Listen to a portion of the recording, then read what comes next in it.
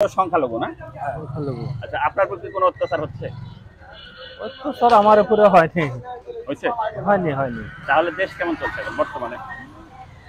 দেশ চলতেছে, জায়গায় জায়গায় হয়তো সংখ্যালঘুর উপরে অত্যাচার হচ্ছে, কিন্তু আপনার উপর হয়েছে? আমার উপরে হয়নি। দেশ কেমন চলছে? দেশ আপাতত খুব ভালো চলতেছে। তারপরেও আমরা চাই যে সবাই মিলে ভালো থাকি। এই যে মিথ্যা হয়রানি, মানুষের মামলা মোকদ্দমা এগুলো না করে লুটপাট, অগ্নিসংযোগ এবং এসব এসব আমরা চাই না। আমরা খাটা খাওয়া মানুষ, ইনকাম করবো, খাবো। আমার কাছে কোনো দলের কোনো ভেদাভেদ নেই, সবাই সমান।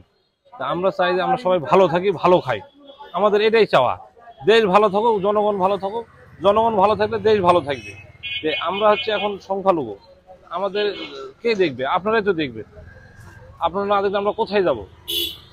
এখন আমরা এখন পড়ে গেছি এখন বিপাকে। এখন দেশ আপাতত শান্ত, তাহার কোনো ওই ধরনের কোনো কিছু নাই।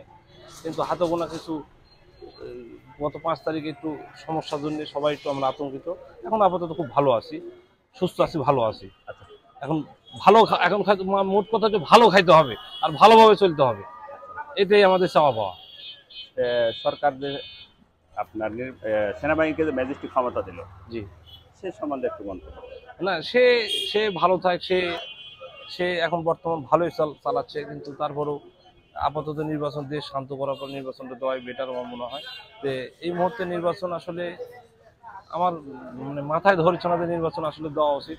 এখন যেহেতু এখনো দেশের পরিস্থিতি খুব একটা ভালো মনে হচ্ছে না, মানে আপনি চাচ্ছেন দেশটাকে শান্ত করার পরে? একদম শান্ত হওয়ার পর সবাই মিলে নির্বাচনটা যেন কারো ভেদাভেদ না থাকে, সবাই শান্তিভাবে যেন ভোটটা দিতে পারে, এটাই আমার চাওয়া।